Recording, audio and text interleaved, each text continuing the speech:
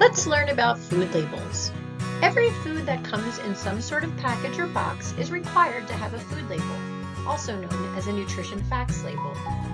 These labels provide all kinds of information about the amount of food provided, the nutrients in the food, and the ingredients used to make the food. We can use food labels to make decisions about what kind of food to eat and to understand how much we are eating.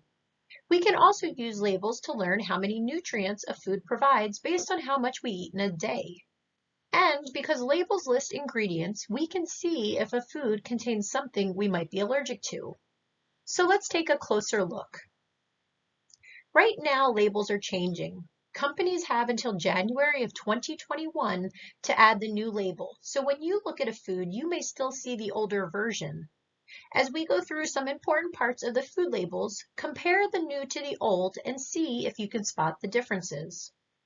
First up is the serving size and servings per container. Serving size provides the amount suggested we eat at any given time, and servings per container tells us how many servings are in the package. Next, we see calories, and you might notice that this number really stands out in the new label. Calories are listed per serving unless the entire package is the serving, like this Coke. This Coke now says the amount of calories per can because once someone opens the can, they are most likely going to drink the whole can, not just some of it.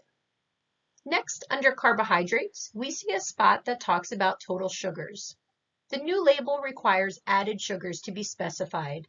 This difference between added and natural sugars lets us make decisions of how many sugars to include in our diet.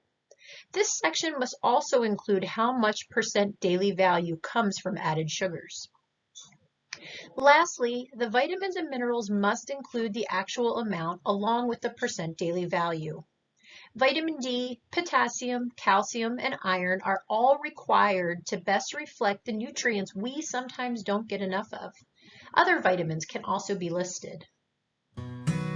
We will take a closer look at % daily value, serving sizes, and calories in part 2 of How to Read a Food Label, where we learn how to use this information to make healthy food choices. Talk to you next time.